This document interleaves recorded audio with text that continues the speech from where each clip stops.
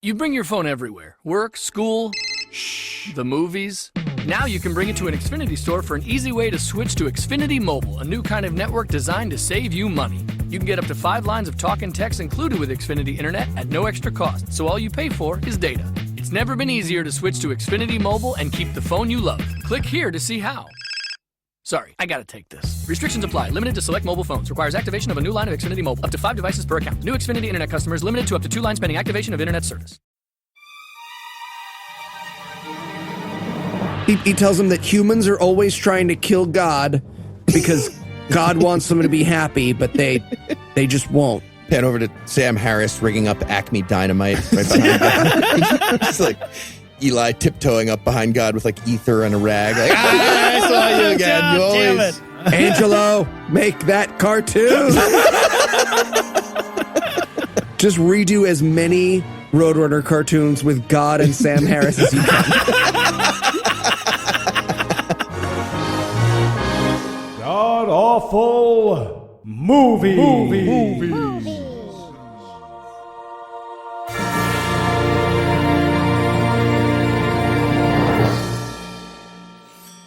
Welcome back to the GAMcast, where each week we sample another selection from Christian cinema because Eli's therapist would notice if he started cutting again. I'm your host, Noah Lugeons, and sitting to my immediate left is my good friend Heath Enwright. Heath, welcome back. Thanks, Noah. You know how this was the best movie ever? Me too. Oh, so good. Can we just do this again for ReasonCon? Yeah, right. Part 1, Part 2. And, of course, sitting 81 miles to my right is my bad friend Eli Bosnick. Eli, how are you this fine afternoon, sir? I just like those furry bracelets from Hot Topic. Don't listen to anybody who says... I'm sorry. I'm going to have a number of Eli suffers from clinical depression jokes in my notes here. I'm just going to warn you ahead of time. I'm going to have a bunch of Eli suffers from clinical depression jokes on this show. Turn it off. I'm sorry this was your first episode. Try another one. So tell us, Heath, why will I be referring to Eli's mental illness so much today? That's because we watched Divination. It's the story of the epic struggle between good and evil to gain control of a front yard in the suburbs somewhere. But it's awesome. It doesn't sound, I didn't make it sound awesome, but it is. Money pit with fire sword fights. It's hard to really. Oh, love Diane Chambers. So Eli, Was she in there? I don't even know how I should phrase this. Yes, she was. Yeah. How was this movie?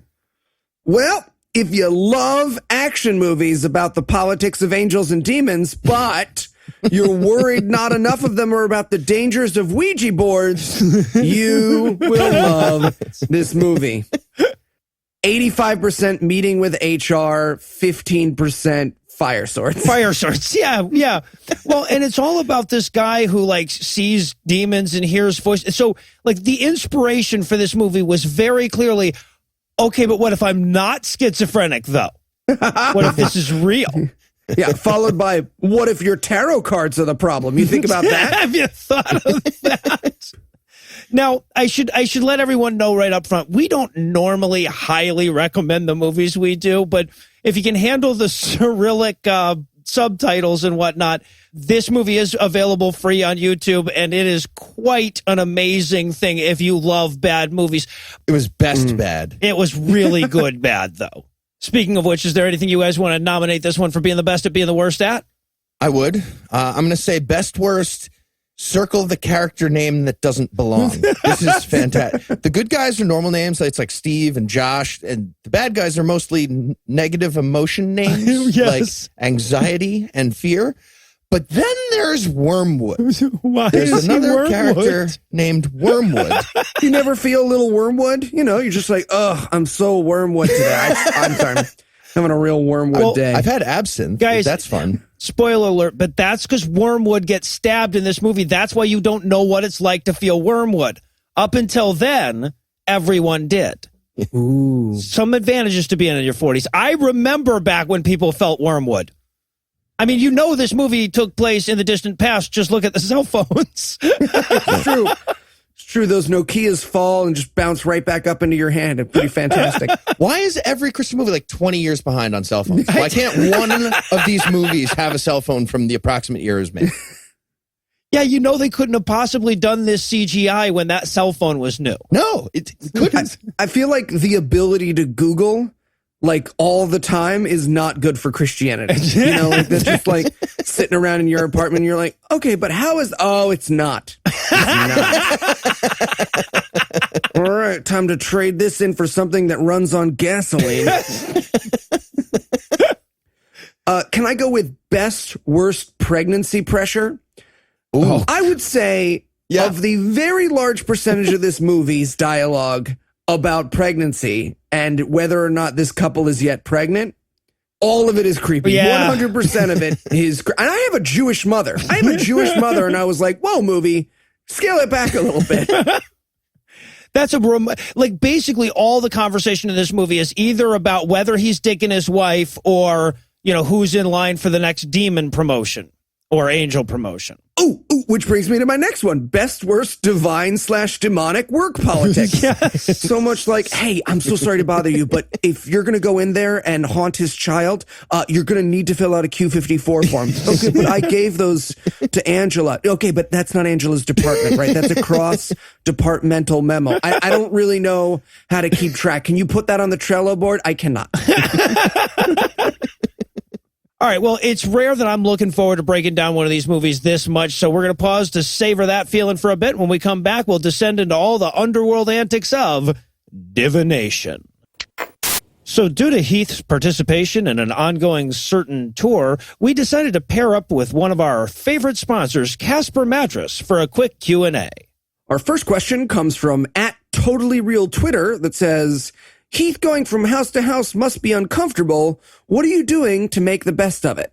Okay, great question @TotallyReal Twitter. The answer is I'm bringing my Casper mattress wherever I go. Designed, developed, and assembled in the USA, the Casper is an obsessively engineered mattress at a shockingly fair price that combines supportive memory foams to create an award-winning sleep surface with just the right sink and just the right bounce. With over 20,000 reviews and an average of 4.8 stars, it's quickly becoming the internet's favorite mattress, based on Casper, Amazon, and Google reviews. Okay, but @Psychic Powers Used Badly asks, but Heath, there's no way you can lug a mattress all over the country, right? Also, you have something on your face. Oh, thanks. Wow. Actually, the Casper is delivered in a small, how'd they do that sized box? And with free shipping to the US and Canada, it was a breeze to get and just as easy to take on my tour. All right. Well, @Convinced Listener says, I'm convinced. How do I get a Casper of my very own? Very glad to hear it, @Convinced Listener. You can try Casper for 100 nights risk-free in your own home. And if you don't love it, they'll pick it up and give you a full refund. But that's not all. Get $50 toward any mattress purchase by visiting www.casper.com/godawful and using the code GODAWFUL. Terms and conditions apply. And the helpful skeptic says that in episode 22, you mispronounced thoroughly. I hate you. Casper Mattress. Crankiness will see you now. Oh, thanks. Cool. Lack of motivation. Right. Yeah, that's me. Nice to meet you, Mr. Crankiness. Oh, please. Call me Crankiness. Mr. Crankiness, that's my father, right? This is vague feeling that you lost something. Hi, how's it going? You can call me Vague. Wow, great. Yeah, wonderful to meet you. Yeah, welcome to Team Demon. All right, so you already met unsureness of whether this person is just friendly or flirting while you were in the hall waiting. Yeah, Great worker. You guys will be working together quite a bit in hell. Yeah, great. Very excited to get started. Right, okay, so you've got your lead sheet already. That's all done through a pretty simple system, but you can speak to that feeling that your phone is about to freeze because it's all of a sudden warning really slowly if you have any questions about that. Okay. So I'm mostly in college dorms. Is that right? Yeah, we got you in a few high schools as well. You're going to be shadowing lack of sexual confidence in your first 6 months, but pending a good quarterly review, you will be working solo and directly under fear. Wow. Fear. Yeah. Mm-hmm. Dude's a rock star. Great. Well, thanks so much. Just one of the things. Sorry. Where's the bathroom? Oh, straight down this hall. It's next to fart that you're not sure wasn't diarrhea's desk. Oh, yeah, makes sense. Sure. Actually, that's Period Sneeze's desk now. Oh, right. She's nice. Hey, folks, quick announcement. Due to a confusion with the venue, our upcoming live show in New York will now be on Saturday, June 10th at 9:30 p.m.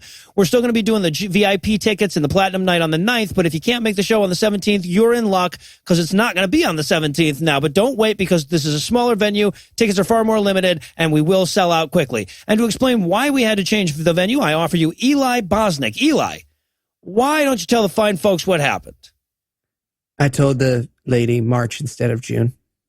And then what happened? And then nobody showed up, and she yelled at me on the phone. Fantastic. Well, now that Eli is officially a human slave to an artistic director in Midtown, we need to earn back his freedom. You can help us buy it back by grabbing tickets to our live show at the People's Improv Theater on Saturday, June 10th at 9:30.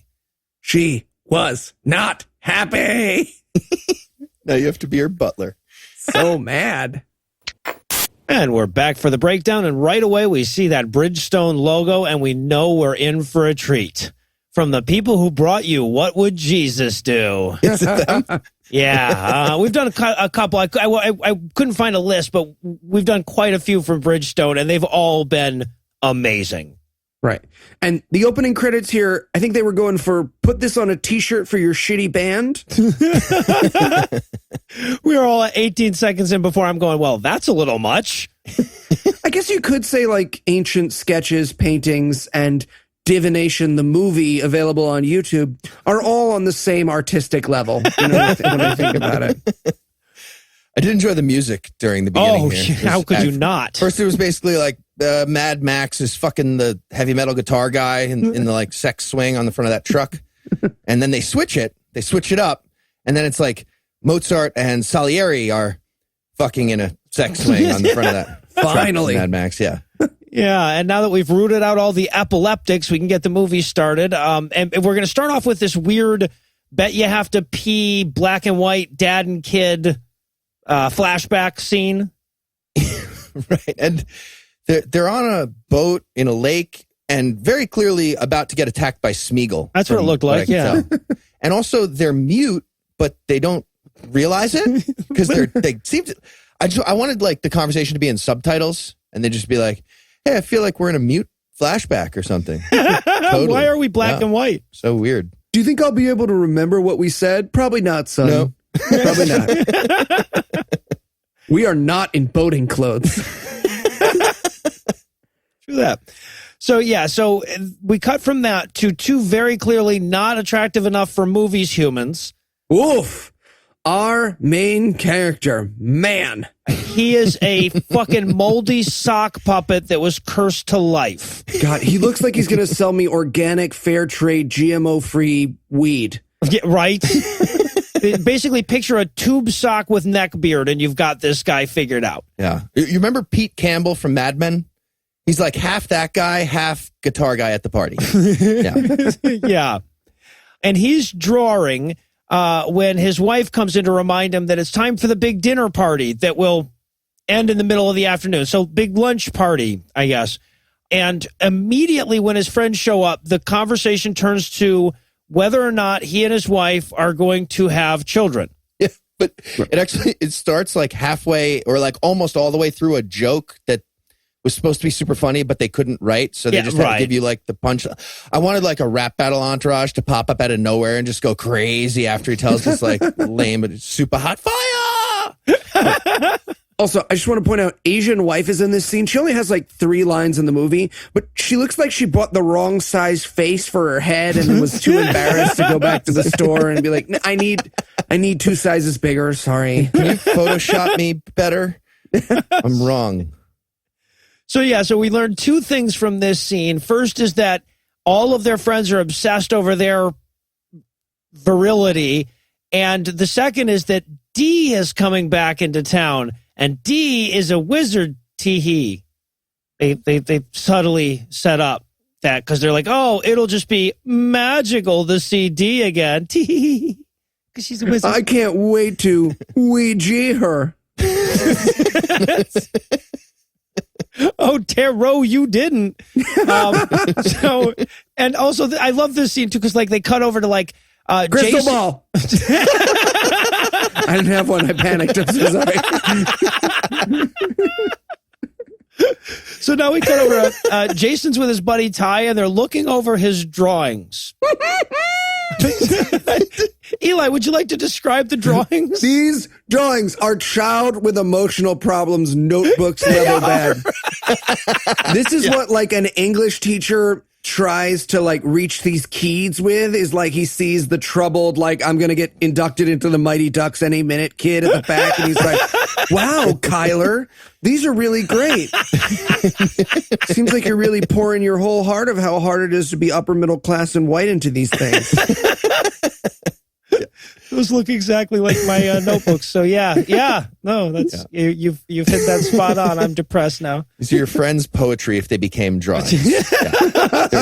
That graphic novel your friend's been working on. Yep. I love too that he's like, wow, Jason, these are amazing. What's this one? And it's very clearly a tree. Like, well, you're kind of like ruining the whole. It's amazing. Like, we'll put these right on the fridge. Yeah, exactly. Wow. And now their mid-afternoon dinner party is over. Right. Thanks for coming over for breakfast. What time is it? What's happening? Are they just finishing like a weirdly calm Coke party from the night before? Or like, what? Makes no sense. Yeah, no, it's very clearly like 1:30 p.m. from the position of the sun. Yeah, Coke party from the night before. Yeah, exactly. So they all leave, and his wife demands that he immediately put a child in her, but he has to be the stay-at-home mom if this is going to work, is their deal. And he's got to get permission from his boss. His boss at the drawing with charcoal factory. Yeah, the doodle factory. Yeah, he works at a big firm for pencil sketching. Yep. Yeah. We'll scratch our heads over that one often in this movie. But then we have two disturbing scenes in a row here. One is her kissing his mid-navel neckbeard. That was pretty gross. Gross. And then the other was this nightmare sequence where like his wife's backing out of the driveway and suddenly a semi comes up and hits her. From the side, going 90 miles an hour, just like in this small resident, like it's not a scary pop scare because it might as well have been a 747 just crashing into the top of her car for how realistic it is. Exactly. It's like a nightmare about Ed McMahon slicing your wife in half with a check for $1 million. This isn't happening. Yeah, but this is just one of those moments where they're like, no, y'all, we have CGI. We trust us on this. So then we're off to a blonde lady in a kitchen listening to Eli's inner monologue. Yay, the voices in my head made it into a movie.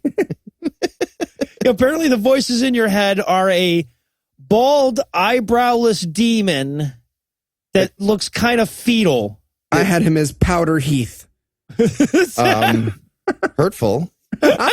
He does look like a fetus demon and not like me. That's official. It kind of looks like somebody grew a leukemia with stem cells, whatever that would mean. No, yeah, he does. Into a person. Yeah. And he's so close to this lady, this blonde lady. Like he has to be inside one of her holes to be this close to her, talking to her right in her ear. Very uncomfortable. So he's telling her that she'll never amount to anything and everyone hates her and no one will ever love her. And he's supposed to like represent those, voices of doubt in your head. But then he starts to walk away and he scratches the wall. Why? It's so, like, what a weird signature move when you're leaving. Like, this is my thing. I scratched the sheetrock. Right. Like when my cat's pissed off that I've locked him out of the office, he reacts in the exact same way as a demon from hell. Okay. He's dressed like Voldemort, like spent a little time selling used cars before he went for the whole evil wizard thing. Just like, now this one's a beauty. Practical. I'm not going to lie to you. Needs a little work, but we have a service station right here. Crucio? And then Wormwood shows up. This is This is a character Fear's named Wormwood. boss. Yeah, right, exactly. And everyone else, like you said, is fear, anxiety, distress, self-doubt. Yeah, exactly. But he is Wormwood. Mhm. Also different about him, nobody else is made of birds besides him in this That's movie. true. He has the awesome bird powers. Yeah. Just his first day as a demon. Oh, that's can I fly? Well, you can fly technically. Do we get cool bat wings like divination? Oh no! You do get wings, quite a few wings. You're gonna love this. But what we're learning here is that Fear can't get in the house, but he's got control of the husband's mind. But if he pisses off Wormwood, then he'll have to put in applications at the Hell Waffle House tomorrow. Yeah. And he literally says, just let me in the house, I can penetrate. And I wrote the Eli Bosnick story. I bet you did. Actually, you misspelled that. I had to correct it and put the K in there. P-E-T, penetrate. No, I meant Eli Bosnick. Yeah, sometimes that too. It's tricky. And, this is where we get the first little bit of office politics that's going to be a running theme like we were talking about before. Yeah. So Michael Rappaport's fetus is apparently getting promoted or something, and they're having this like weird argument where they need an HR rep to be. That's the problem. Like Toby Flenderson with horns should appear out of a cloud of smoke and just like start talking to them about whatever. In most of this movie, like all the problems could be solved if there was an HR rep somewhere in the vicinity, or if at least somebody had the number. Look, we could combine midget Muslim, hellbound kangaroo, and HR hell rep into a heck of a movie. I'm just saying, people. Patreon.com. Yeah. So now we cut to a park where Jason and his buddy are playing chess, and basically the opening line of this conversation is your penis making babies? Oh, and the chess pieces could not be less related to possible moves in chess. There's a fucking sorry on there. There's a guy, they got one of the pieces from Grape Escape. Thank you for everyone who tweeted in support, by the way. That's a real thing. They just got all sorts of different board game pieces on there, none of them in the correct positions. Yeah, pretty sure you don't end up with like all the pieces from both colors meeting in the middle like Braveheart, like a giant battle. That has never happened in a game of chess. I don't think that's physically possible. I just wrote chess doesn't go this fast unless you're stupid. Yeah, and I guess like the point of this scene, if we can very loosely define point, is that we have to learn that he's afraid to have kids, but we don't know why. Ooh. Right. And his buddy clearly wants him to have kids so their dreams can be equally crushed together. He's kind of pissed about it. Yeah, he won't be happy until no one has hope. And now we cut to, I would say, and this is a tough competition, but I would say the most useless scene in this movie, where the impatient guy who had fewer scripted lines than he needed comes in to see Mr. Phillips. Okay, so I'm going to save everyone some time here. Tom Green having to take a terrible taco shit is actually anxiety, and he has been sent to do reconnaissance, but because his anxiety, his version of this is, hi, I want to see you, guy. Oh, you need an appointment. Fucking shut your baby up. He immediately starts yelling at a baby. He does. I wanted so bad for the baby to just like stare right at him and turn up a stereo slowly as he gave him the finger. Oh. And again, in Noah's defense, it's not always a terrible idea to yell at a baby. Like, there's lots of good reasons. We're not an anti-yelling at other people's babies show. Oh, shit. Okay, I never figured out what the fuck was going on in this scene. So I appreciate you cluing me in that this was supposed to be anxiety. Oh, it does not matter. No, it really fucking doesn't. It's not like that like, and nothing falls into place except why they had this scene. Anyway, so then we cut back to their house where Jason, the tube sock husband, is scared about calling his boss and asking if he can work from home. His buddy gives him some of that good man up advice. He's going to call him on his phone from 1991 to match his weird family expectations. Right. Fires up the phone. Ring. Call my boss. And then, so she gets home from work also at 2 p.m. Everything happens at 2 p.m. in this fucking world. And he's got a picnic on the porch for her, except for not really, because he just made peanut butter and jelly sandwiches. Fuck that guy. That's lazy. And there's supposed to be some like back and forth here. He's like, I mean, you're the wife, aren't you supposed to do the cooking and the cleaning and the dishes? And she's like, I mean, I know, but like you do the dishes and our scene is over. Sexism. And then the movie announces my inner dialogue. Yeah. Because the house is being watched by two other demons. We never learn their names. I assume it's like I have a boner in public and I'm going to have to poop later and this is a long subway ride. Like they're watching the house and they announce, oh, this is fucking boring. Right. I hate watching people. Yeah. This is also where a very large swarm of bees lands on a mic and they keep it. Yeah, they were scared to Like, move. everybody got attacked by bees like half a second after they cut the scene. Like I figured like a few scenes later we would just get like everyone's face enormously swollen for a while. But That would explain some of the CGI later. also, Pug dressed as Vincent Vega, who is one of these demons apparently. Yeah. Yeah, and they're chatting about demonic corporate bureaucracy just so that I'd have to spell bureaucracy correct. Fuck them for that. And then we go back to the husband and wife, and he's like, oh, I called my boss. He said it's okay for me to do my pencil drawings from home. And she says, okay, we shall now fuck one another. And the two demons who are on stakeout are like, oh, pervy demon's gonna definitely want to see this one. Right. We should call I Like to Watch. See if he can be a part of this. Yeah, exactly. So, yeah, make him tell us how low that neck beard goes. And so they call Pervy Demon, and Pervy Demon climbs over to the window to watch the two of them fuck. But just then, an angel force pushes the fuck out of him. Yep. And then cuts his face off. This front face part, like, off. it's so good. How would they know that we watched Phantom Menace last week? Very impressive.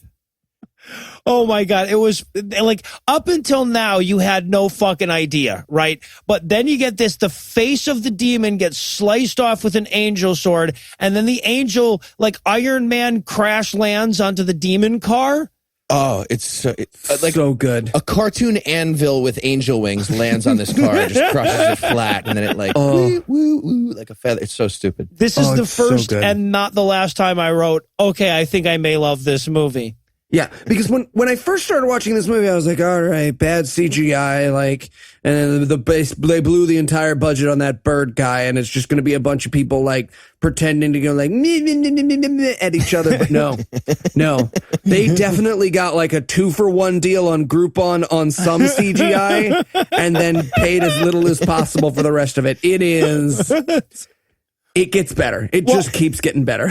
What's amazing is they did have enough budget to do the crow thing well, and that's it.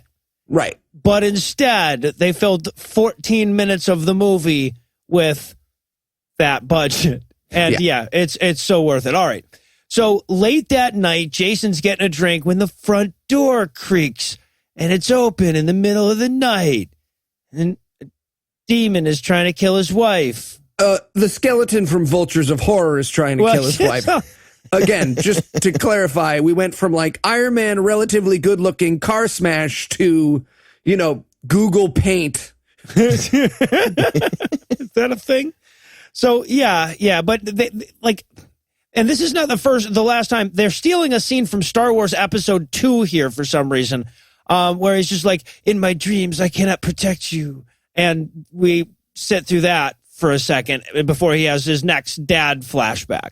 Right. And I wanted his wife so badly to be like, honey, I know you can't control your dreams, but you can shave closer, right? You just get, it meets down at his pubes. He looks like a sneetch. Some people like that look. Whatever. All right, so now it's time to get a little more clarification on that car smashing, face chopping angel. So Was that not clear to everybody? Yeah. Let's clarify. Good call. Yeah, exactly. So then we get an angel dressed as a Mormon missionary, Iron Man landing on their lawn. Oh, I had him as Michael Bolton dressed for a vacation in Sandals, Jamaica. And it was Josh Brolin dressed like he gives happy ending massages. Yeah. So yeah, Sandals employees. Right. Yeah. Well, exactly. Hey, you don't have to tip them, by the way. That's amazing. So yeah, and the angel needs to find. So we've got two angels here. One is the middle manager angel, and the other is the regional supervisor. Who the fuck knows. But the boss angel is trying to tell Joshua, the angel that's guarding the house, that, he's not doing a very good job and he needs to make sure that, like, no more demons come sneaking around and watching him fuck. Right. It's like 50% office politics, 50% like I'm too old for this shit cop movie. Like, you blew your last case. Right. And this is going to really affect your quarterly performance review. And, that's directly affected by your salary and your 401k. I mean, did you sign up for that new program? And he's like, nah, I feel like it's not really going to. Well, I think it's a good idea. It's like the weirdest combination of factors. So much time spent talking about politics. Also, so while the angels are out there on the lawn talking, Jason, the main character, is inside in the closet taking out his sad newspaper clippings about dad folder out of its sad newspaper clippings about dad hiding place. Mm-hmm. We get to watch him try to do sad when he looks at the newspaper clippings. Yeah. That's fun. But while he's trying to do that, his wife and her friends show up from all their shopping. Women be shopping. And this is where we meet her friend, the wife's friend, Delilah. Subtle. Yeah, but you can call her Divination. Not yet, but yes. And of course, she wants to know when his penis is going to make child in her uterus as well, because that's all the conversations that the humans have in this movie. All the angels and demons talk office politics. All the humans talk about this guy's dick and its fertility. But also, this is where she's like, oh, look, it's your old tarot cards. That's probably what's causing all the problems right there. Is she going to be a good guy or a bad guy? I wonder. She doesn't have a label on her shirt, so it's not 100% I didn't clear. realize what those were until I looked at Noah's notes. She was just like, oh, those old things. And I was like, playing cards? Coasters? Coasters? Why? I cheat and look at Noah's notes. But luckily, Noah was into woo for 10 or 11 years of his life and didn't learn any real shit when he could have been gaining knowledge. Anyway, yeah. So moving on to the next scene quick before look how it all played out. Yeah, there you go, Eli. And now I feel good about those 11 years. So now it's another afternoon, and Jason and his wife are chilling together. She's knitting because she's a lady, and they're talking about their first fight ever. She's like, do you remember what our first fight was about? And I wanted him so badly to be like, yeah, you sucked my brother's dick. And she was like, no, not that one. Before that one. The statue. The Pendolphin. Wasn't clear who should go first. It's not always, you don't know. You guys were both, whatever. Yeah, but it turns out it was about a bird in Zelda. Don't you dare. No. Don't you dare. You delete that from this episode. She doesn't listen to this show. Rachel does, though. We discovered that Rachel listens to this show. Okay, all of you, keep it a secret. Please. All right. We actually will cut. No, it's fine. She'll think it's fine. No, but their fight was she wanted to get this tacky ass 91-year-old lady angel statue to put in their living room. Now, this should have been a red flag. I would not have considered, like, if my wife came home with this now, I'd be like, okay, but it has to be buried. Yeah, exactly. And I actually had a real moment with this because my high school girlfriend was exactly into these angel statues. They're called Pendolphins, by the way. And like, this was all she ever wanted for like birthdays and Christmases and stuff. So I had like a weird Nam flashback when she was like, an angel statue. I was like, no! Get out of here, store at the mall, fond memories, whatever it is. Yeah, so their fight was about whether they needed the angel, and he told her that they didn't need it because she was his angel. Oh, I wrote, did you steal that from a high school kid's note? Right. A lot of this movie's script was stolen from a high school kid's, his notes and also the drawings in between them. So meanwhile, back with Fear, he's still trying to talk this blonde chick into killing herself. Mm-hmm. And then a bird flies to the window. It's Wormwood, as it turns out. And he's so frustrated with Wormwood every time Wormwood shows up in this movie. This time he's like, dude, come on. Like, I'm clearly about to rape this lady in her bed, and you keep flying up to the window. So then Wormwood teleports him outside, but like 6-8 feet above the ground so that he falls. I love that part. Just teleport me all the way to the ground. Whatever. Come on, don't be a dick. You don't have to be a dick. Oh, ow. Oh, no, I knocked the wind out of myself. I'm telling, we're going to have another meeting with Toby. This happens every time. All You're right, such an asshole. let's talk about teleportation. Now, you're saying it was an accident. Do you believe him when he says that, Fear? Your name's not even an emotion. I still have the conch. So some other afternoon at 2 p.m., they're all chilling with Dee. The wife and the husband are chilling with Dee, and there are a couple of moments in this movie where they try to do this, like where we capture people mid-conversation, and the conversation is just supposed to be, whatever, banal conversation, but it's either so banal they might as well just be repeating the word banal, or it's bizarre as fuck and really needs more explanation. This is an example of the latter. Yeah, because this is where they're like small talky, fun, ha-ha, jokey, talking about the fact that she stole her husband from her sister. Yeah. Yeah, and she's like, oh, well, we're all better off now, except my sister who killed herself. But we're all, Yeah, Thanksgiving. We're not allowed to go to Thanksgivings with the fam, but, that's, yeah. But this is where, like, she turns to him and goes all witchy for another one of these fucking pointless jump scares this movie loves so much. Yeah, she's like, we stop at nothing to get what we want, and they're sort of like holding hands, and then he looks and she has eyes on her palms, and I just want to say I could work with that. Like, I've had worse revealed. What other body parts can she move to her hands? Do you want a hand job? Now I don't know. Left hand? It's my birthday. No, I don't.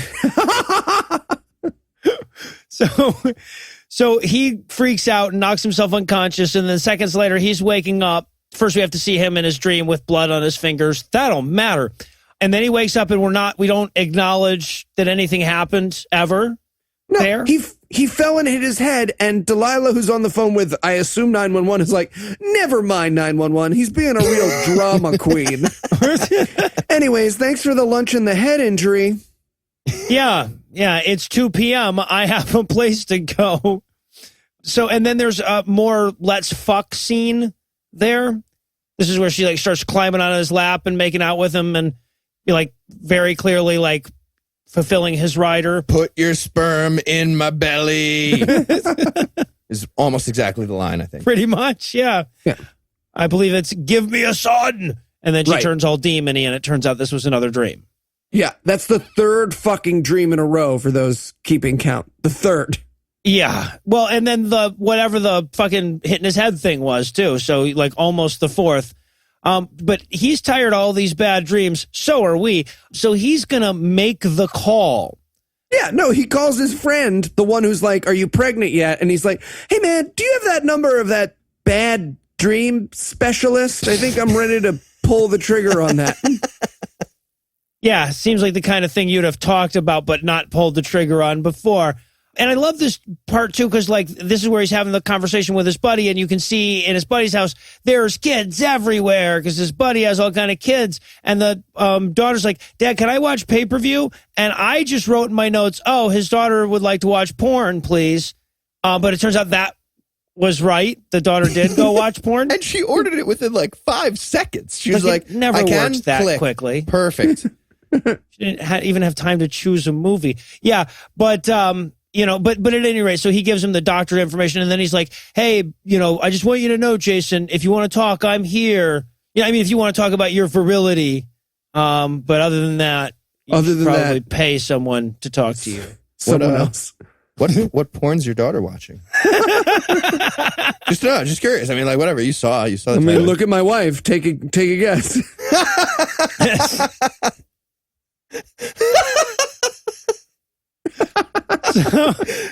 I'm just closing a window. And so now the angel Daniel shows up, and apparently he's dressed to work at the same pirate-themed bar as everyone else.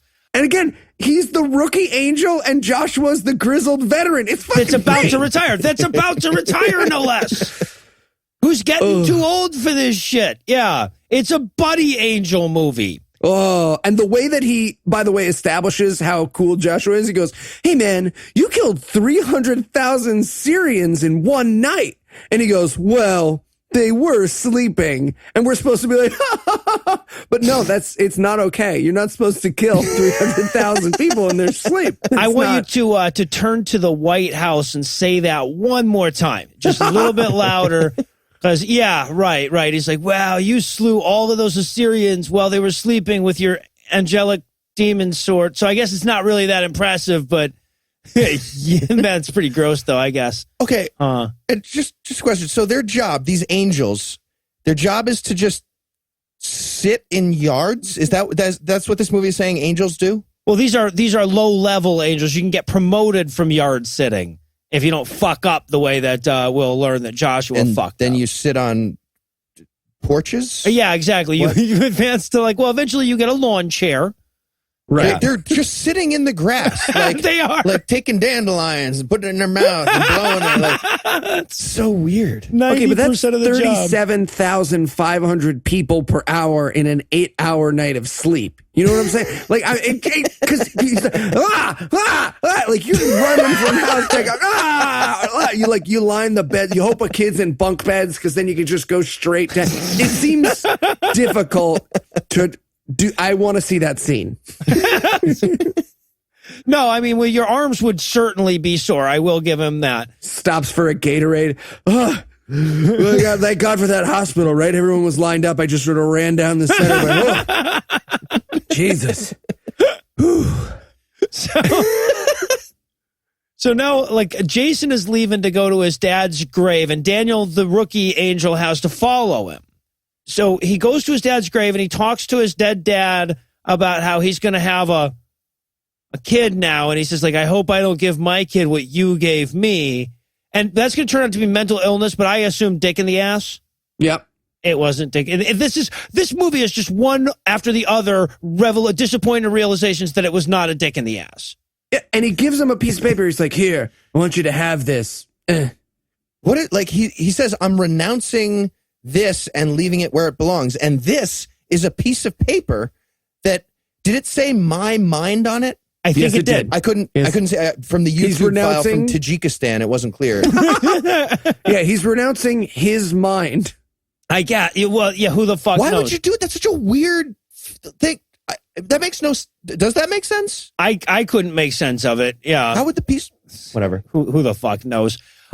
But and also, like, it's you and a dead guy. You really wrote this down on a piece of paper to do this whole thing to a dead guy? Give me a fucking break. So like he stopped at a stationery store. Was yeah. Like, you know what? I'm going to need to write down my mind because otherwise this won't. I'm going to have to renounce it. Like he won't know unless I say I can't hand him my face. So like I have to write it. And then we get the best unintentional comedy of the movie because we're supposed to realize he can see angels and demons. And we are taught this by him looking up and seeing the angel Daniel and be like, hey man, what's up? And he's like, you can see me? And he's like, yeah, I can see you. And he's like, oh, nothing. And that's the end of the conversation. No, I'm just standing in this graveyard dressed like a pirate staring at you. Can I help you? No. Just staring. Cut. Somebody cut. Can I help you? Come. So, right, but Daniel's all freaked out, so he's got to go back to Joshua and report these odd findings that the guy could see him. And Joshua ain't buying that seeing him shit. He goes, no, you must have been sitting on a cat or something. Is that what he said? I thought that's what he said. What does that mean? If you sit on a cat, you can see ghosts? If you just ride a cat around, you can see everything. What? No, Mow. Look at my butthole. I got a ghost on my back. Whoa. Left. But see, what I think he's going for here is that, like the guy must have been looking at a cat that you were sitting on or something like that. But it's like you would feel like Daniel would say, okay, then the man asked a cat if it could help him. So one way or the other, something's fucked up about this dude. Can I help you? Mow. And now we go, okay, so now we cut to slow motion cutting out of the door with a pregnancy test scene where she's waving around the piss stick like it's a pom-pom. And then they hug each other, and she's still waving around the piss stick. It's all over him. There's no way, like, she could get a job at the White House doing this. Not attractive. My notes are just over and over again. She just pissed on that. It's warm with piss. Anyway, yeah. And then the angels are outside very happy for. I wanted to be smoking cigars. They weren't. But the angels are wondering what it must be like to get laid and have kids. Yeah, they're doing like buddy stakeout conversation. And the dialogue is so clumsy. He's like, you ever wonder what it's like to be a dad, to love like that? We're friends. Yeah. Not really what I was going for. And I don't know if I'm going to say friend. I don't like a title like that. Can we just, are we ready to use friends? Is that yesterday it's fine. we met. I love spending time with you. Let's talk to Toby about this. I feel like we should just say coworkers. And of course, this is where Daniel realizes that, he's had enough and he needs Joshua's backstory now. Damn it, now! So it turns out that what Joshua did so wrong, the reason he's still on lawn sitting duty and hasn't even been promoted to a hammock yet, is that he got lazy and let divination into a house one time. Yes. Again, just when you think this movie can't get better, you realize that the main villain of this movie is going to be Ouija boards. Ouija boards. Yes. Also, incredible where he's talking about how like divination is a gateway drug to all the other sins. Yeah. And it's just an example of him delivering the lines wrong, but he's like, I mean, if you were going to poison somebody, what would you? And the guy's like, box of chocolates. Box of chocolates is where I put it in. I've thought a lot about this. I have a Whitman sampler right here. Did you have that? Yeah. Yeah, don't eat it. It's poisoned. Or do. But that's the key here is that he's like, no, divination is because Ouija boards and tarot cards really do tell you the future, and that's how they tempt you away with their satan. So this is wrong to the second power. Yeah. But he also has to establish here that if he ever meets divination again, he is gonna whip that ass. That's right. And during this whole little exchange between the two, they keep cutting to the angel's face who's not talking, exclusively, but not reaction shots. Yeah, right. Just blank faces. So they fucked up every single line. Is that what happened? Must have been. It was So 80 weird. with real actors. So, okay, we're getting to the greatest scene in the history of cinema. Let's be honest here. We're almost there. I had to play this one for my wife. I could not do this one justice today. So it's about 33 minutes into the movie if you want to skip directly to this. So we start off with our hero out jogging. This actress clearly never jogged before. Yeah, he's doing his impersonation of Heath catching a train. I'm wearing a suit and tie. I caught it. He did I catch had it. blisters. Feet. So, but he's seeing demons and stuff while he's out running. And that's important. And then they cut back to the angels who are just sitting around in his house. And Daniel is quite obsessed over their Pendolphin angel statue. He's like, I don't wear a dress to carry a harp. Fuck this thing. I'm badass. I don't look like a statue. I look like a guy who mistook a board game night for an orgy. So, but this is where it's like Jason runs in pretty sure that the demons are coming after him. And they are. It's not, this movie isn't just he's fucking crazy. The demons are coming after him. So he goes and gets his trusty anti-demonic baseball bat. Mm-hmm. Just in case he needs to baseball bat some demons. And now it's time for an angel demon fight. Oh my! I was so not ready for this. All it required was for them to scream karate. Like if they had just been like karate, it would have been the perfect scene. It would, Or maybe like a chyron that said Biff, or something like that. That would have been good. so much of this scene is hard to see because it is shot through fire. Let me say that again. The whole scene takes place through fire. Yes. Or a fire effect. Yeah. Yeah. We watch a bunch of kids play swords in After Effects for like 6 fucking minutes. A bunch of kids who all took mushrooms. And played in the yard. Right. Yes. From That's their what this scene eyes. is. Yeah. And they have fire swords that come out of their hand. You put your hand out like you're asking for money, and then you reach in and pull out a fire sword. And Joshua has a knife grenade where he stabs you, and then you explode. It's fucking great. It's really, you got to watch the movie, people. It's real good. This is one that you should, if you love bad movies, this is definitely one you should watch. So yeah, so they kick the fuck out of first Daniel has to kill a few demons, and he's like, "Are you impressed?" And he goes, "Not yet, I'm not." And then there's more demons running. They have to fight those demons. And then Joshua notices a baby carriage in the yard. Yes. And he has to, he says to Daniel, he's like, "You watch things here. I'm going to fly over to like 6.5 feet away where we can very clearly see this baby carriage is." Right. So Daniel has to then just like fight the rest of them by himself for a minute. Mm-hmm. And there's so many of them. I really wanted it to like turn into like a kid's thing. Like Daniel calls timeout or like interference, like, out of bounds. Like we said, no going in the neighbors. You're going around. We said from the tree to the garbage can, and you guys are. We said tree, garbage can. But while he's doing that, Fear, turns out this was all a distraction so that Fear could sneak in the house to whisper to the wife about how, "Oh, is your husband going insane? Are you afraid of him going insane?" So that's the whole point. But we're not done with that awesome fight scene yet because we still haven't met Demon Baby. I love Demon Baby. I love Demon Baby so much. I love Demon Baby more than you love Demon Baby. I wanted him to fight Demon Baby. That was the only thing. When he pulled it back and Demon Baby was there, I really wanted him to be like, "All right, pow!" Just like a slow motion fist against baby cheek.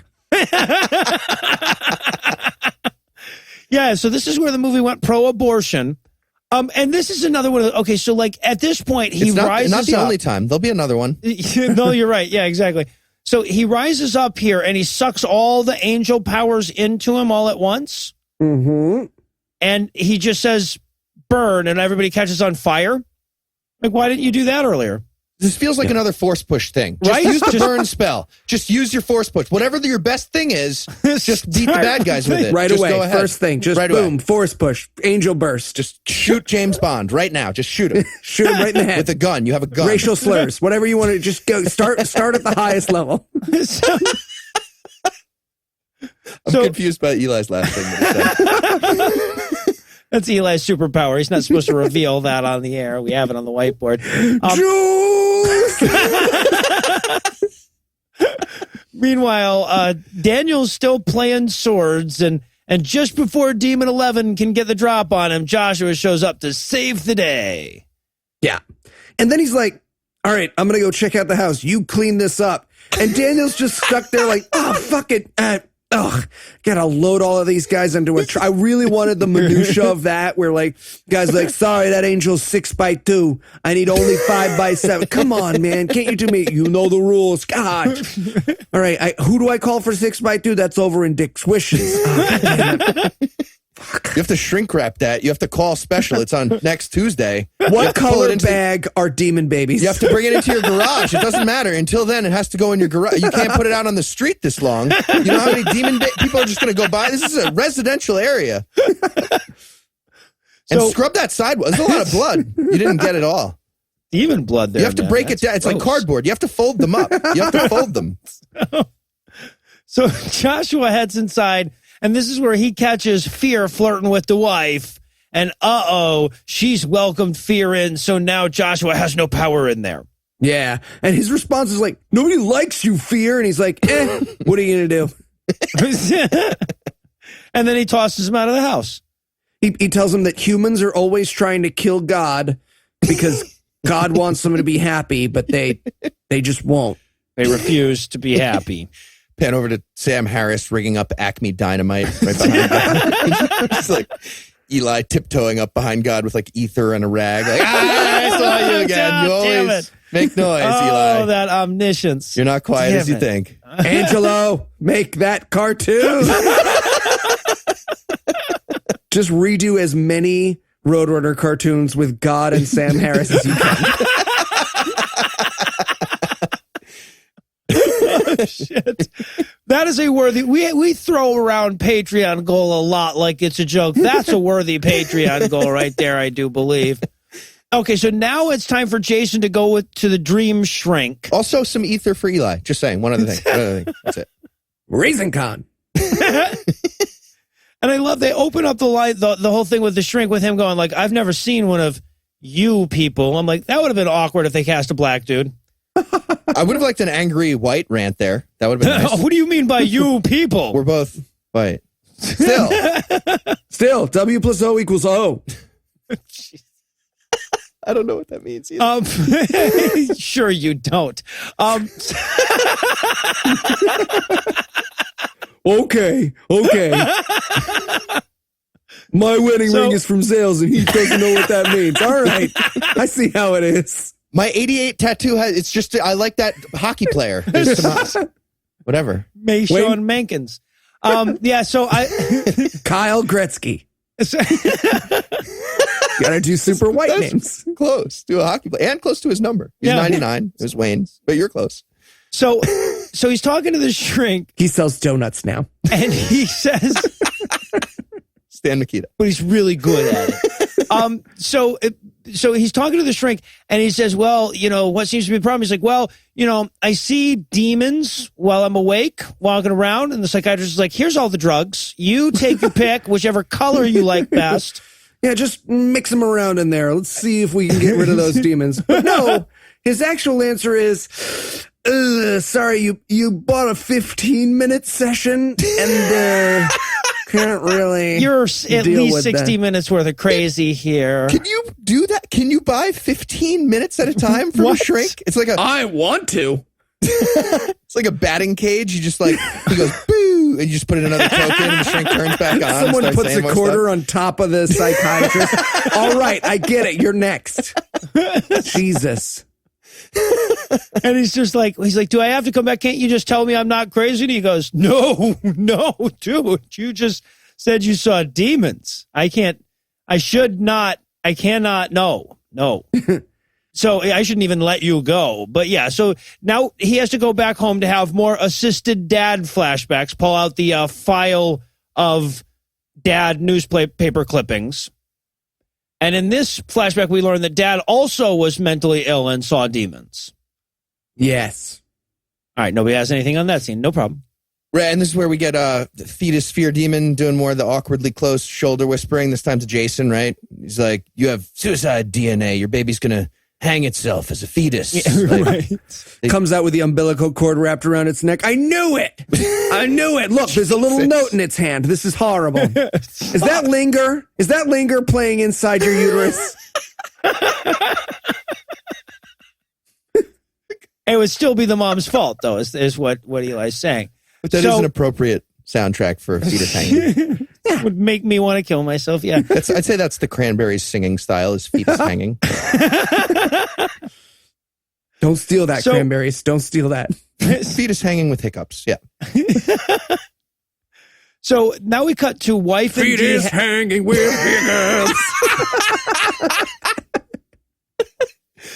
I feel You like, guys I feel just like tell that was me cooking when you're ramen with ready. Heath. I feel like you were trying to combine the shows. Maybe we got something Yeah, there. no, it's cooking ramen with Heath and fetus hanging with hiccups. It's cooking ramen with Heath with just a hanging fetus in the background that you never address. I would address it. But the hanging fetus has hiccups. And he's hanging Walk by past it ramen. to get the bowl. The Just ramen's kind of oh, like spring action, kind of bouncing up and down like a bobblehead. He could be the sidekick. No, I love this. I think this is going to work. Everybody write us in with ideas for this. Let's workshop this with the whole Hey, Angelo, listenership. don't do that one. Just, we don't need to see that. Fetus ramen. Yeah, I like it. So So what flavor will we making today? Zombie. Shrimp it is. All right, so this is what completely off the rails looks. I can't even see the rails from here anymore. No, okay. So now we cut to Dee and the wife having lunch together with another one of these, we're already having a conversation as this scene starts kind of moments where they might as well be going converse. Yeah. And again, the work small talk is as vague as possible. She's like, "Ugh, my project of the work needs to tell me when it's time to further plot again. Tell me." Right. She's telling Dee like Jason's being weird because she's afraid he's crazy now or something. And Dee's like, "Well, I'm sure you won't have a miscarriage then." She's like, "Yeah, wait, what? I feel like that's not okay." Yeah, but Dee is very clearly jealous of her fertility because infertile women are useless humans in both Christianity and movies, and this is a Christian movie. Yeah. She's like, "I can't have a baby." And she's like, "Oh, well, I'm sure you'll find someone." She's like, "Didn't you hear me? I am basically flesh without soul inside." Oh, all right. I guess all those doctors and scientists and stuff. But yeah, if you can't front poop a baby, I guess turn in your person card. So... But luckily, though, like to get out of this awkward scene, Dee has gotten her a present. It's an evil spell book. It's a satanic summoning Bible. Yes. She's just a papyrus with a word of the day calendar and the Necronomicon in each hand. Which one? I was hoping the whole thing was going to be dipped in chocolate. It's like, all right, I can't read this no, now. I can't. Yeah, no, I heard an angel said it was a good idea. I didn't think it through. So sometime later, Jason is drawing in pencil, as is his job, and he accidentally has drawn a demon behind the himself that he was drawing. Yeah, he accidentally drew himself drawing with a demon like sneaking up behind him again, like fucking Wile E. Coyote, like boing, boing, boing, boing, boing, boing, boing, boing, boing. So now also we cut back to Dee and the wife. The last time we saw them, they were at a restaurant together eating. Now they're headed out to eat, but they have to stop by Dee's place first. It's 2 meals in a row. It's fine. People do that. Dee's house is covered. I agree with Heath. Dee's house is covered in tarot cards and spell books and Ouija boards and woo shit. Like it's the you're gonna get laid green light, but in this case, in the movie, it's a bad sign. It's the opposite of what you should feel like when you go into a girl's house and all that stuff's there. Yeah. And the wife just gets drawn to him like it's a fucking cartoon carrot with smell lines coming off of it. Yeah. And there's just the ridiculous, ominous music just because they're looking at tarot cards. Yeah. Like, I wanted them to zoom out and there's a Foley artist just doing creepy music in her apartment, the other side of the room. Well, and I love, too, that, like, they have the whole, like, I never took this stuff seriously. You should. It's more real than reality conversation. And I'm just going like, I have sat through this speech in hopes of getting laid so many times. That's what I wrote. I refuse to hear this monologue if I don't get to fuck someone afterwards. Yeah, right. It's like, oh my God, you're so spiritual. By the way, here's one of the exact exchanges. It says, it's just psychological. This isn't real stuff. And then Dee's like, wrong. It's more real than the physical realm. No, you want to unpack how many wrong things they got into 2 sentences there? No, but I appreciate you doubting my mortality. So, and then there's also this, it starts to move into a lesbian rape scene with magic, but it doesn't. Yeah. She's like, always doesn't. She's like, you're still hungry, aren't you? And she's like, yeah, yep, still hungry. She's like, well, let's go get some lunch. Eat again.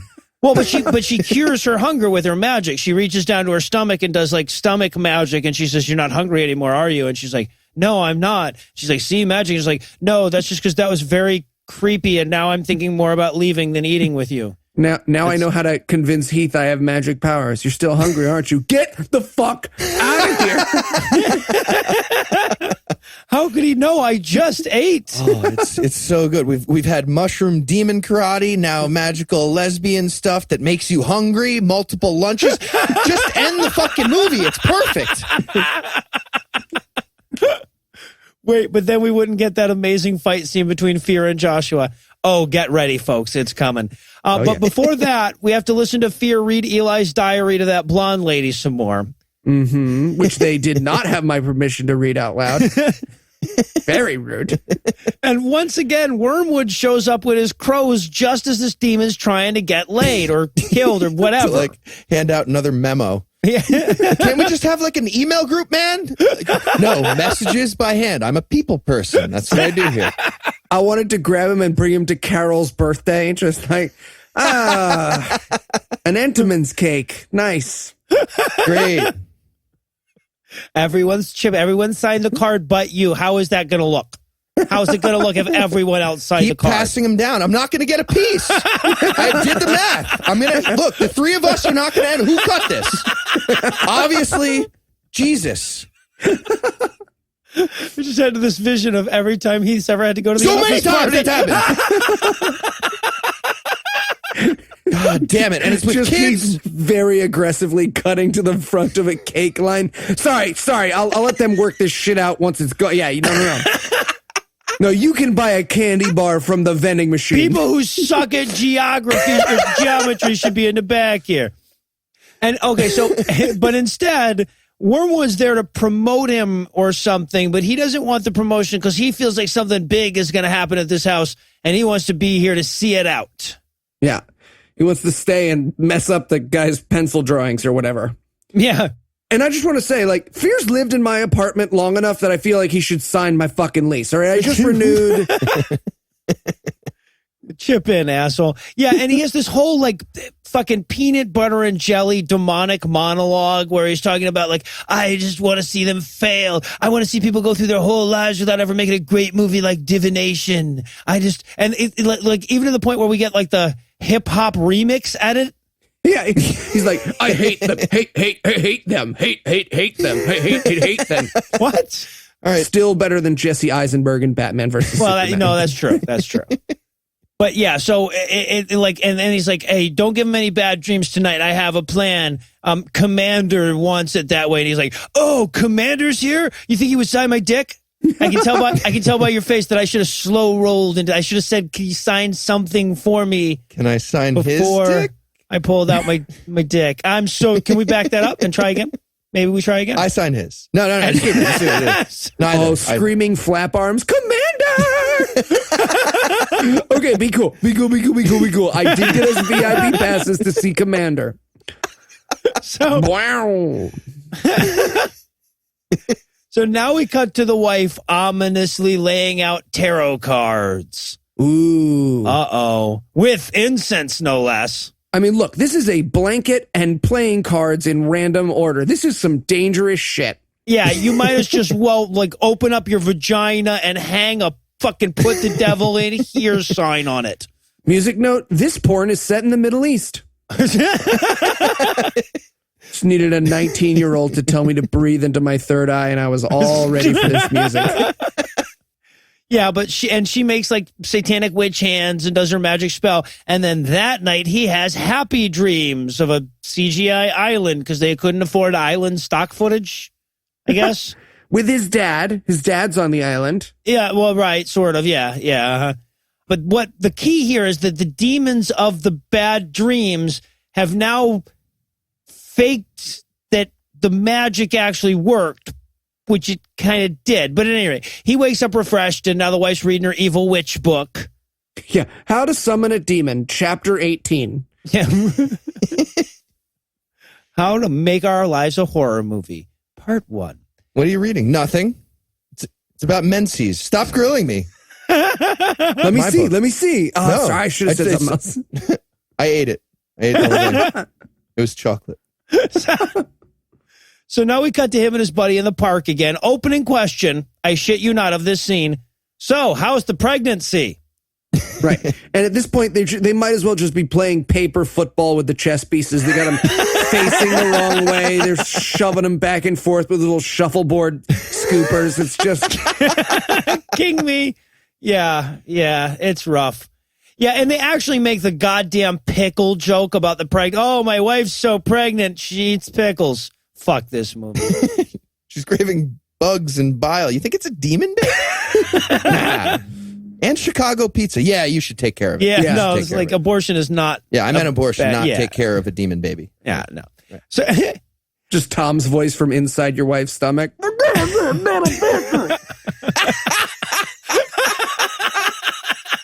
That was a Tom impression inside a uterus. Inside a uterus. No, you totally pulled it off. Did he say abortion is not a virtue? I think fertility. Yeah, fertility. So, and also, I love the direction this conversation takes, where his friend basically says, "What is it? Are you worried that you have some kind of mental illness that you don't want your child to inherit, or something along those lines?" Yes, that's what it is. Oh, wow, you nailed that. Exactly. And he's like, don't worry about it. That stuff's not genetic, unless you have magic powers or something. Spoilers. All right, so now we're going to start the next scene off with another one of these black and white dad flashbacks, where we learn that the only reason he draws his bad dreams is because his dad was crazy and asked him to, or whatever. Yeah, and we get the parents fighting in the other room. And again, because this movie really needs to drive home the harm to anyone who actually has mental health issues, it's the dad going, "I don't need mental health help." "Yes, you do." And the movie's like, he doesn't. Don't worry. No, he won't. In the end, he's got powers. It turned out to be magic powers. So, and also now we go outside to where Joshua's getting chewed out by his boss again for letting the demons in. Yeah, and if he loses this house to divination, he won't get promoted to the inner circle of God.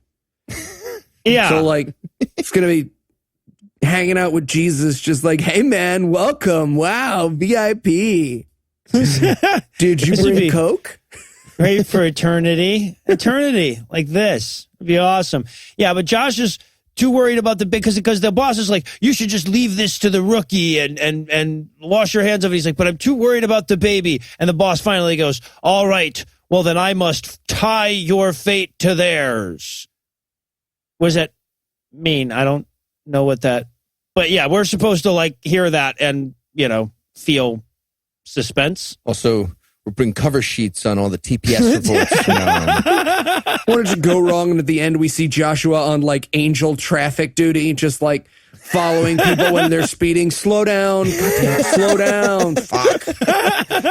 I got divination demerits. I didn't get the promotion.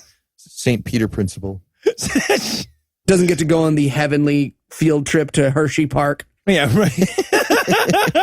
You have to stay home and copy sentences. So now that Joshua's upward mobility is hanging perilously in the balance, I guess we can pause for a break, confident that you'll remain glued to the edge of your seat. But first, let me give Act 3 the hard sell here. Can Joshua and Daniel defend the unborn child? Will Dee and the wife cut the tension and fuck already? Can it get better than mid-angel karate knife grenades? Find out the answers to these questions and more when we return for the pixelated conclusion of Divination. Wormwood, what do you want? Holy shit, what happened to you? Oh, no, I'm fine. Just give me a second. Oh, your leg. No, yeah, I know. That bird, it flew into a fucking windshield. I've been trying to replace him because he's an idiot, but it's winter. Right. Wow. You do not. Believe me. I know. Remember last summer, though, when there was that really bad bird flu going around and I was afoot for 3 months? It's the worst. I sure do. Yeah. Okay. Anyway, I was saying, remember, nobody is irreplaceable, especially not. Damn it. Hold on. What? Oh, what? I just realized I left a third of my stomach on a phone line. I'm going to have to catch up with you later. Yeah, no problem. I'll see you later, Wormwood. God. Ugh.